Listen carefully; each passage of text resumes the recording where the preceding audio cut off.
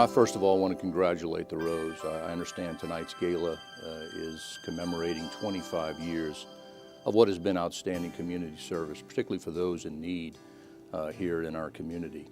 I also want to congratulate the Rose on what I believe is just a great selection of honoring and recognizing Eileen Campbell with the Founders Award for Community Service. I think the world of Eileen. You know, when I think of Eileen, several attributes come to mind.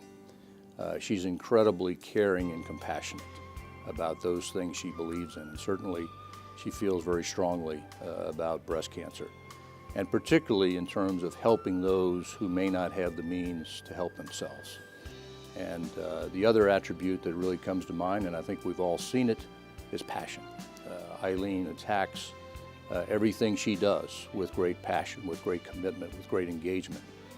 And you certainly see that, again, as it comes to breast cancer and her involvement with the Rose, and again, helping people in our community who aren't in a position to help themselves. So once again, Eileen, congratulations on this well-deserved recognition.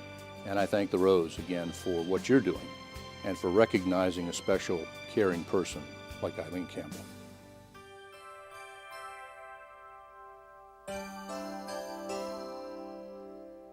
My greatest memory of my involvement with the Rose was the very first time I went in and toured the Rose facilities.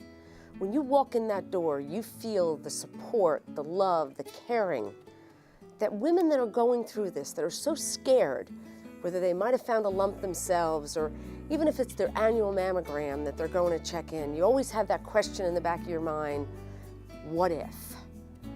And when you walk in there, just the ambiance and the support that's there for the women. And then on top of that, the Rose has some of the best medical facilities for breast cancer health in this town. So that just made me feel so wonderful and continued my activities and involvement in that organization. In 25 years from now, what I'd like to see for the Rose is really for it not to be needed, because we'll have found a cure for breast cancer. And my daughters and the daughters of those of all of us that are supporters of the Rose won't have to worry about it. But unfortunately, I'm not sure we're going to have that guarantee. So in the meantime, I'd love to see the Rose grow and be able to continue to provide mammograms for insured and uninsured women. You know, I've always believed that the Rose is a place where you can give a gift twice. A gift to yourself in providing your annual mammogram and providing yourself the necessary health screening that you need to have. But the neat thing about the Rose is it gives twice. It's a gift that gives twice because it provides a mammogram for an uninsured or an underinsured woman.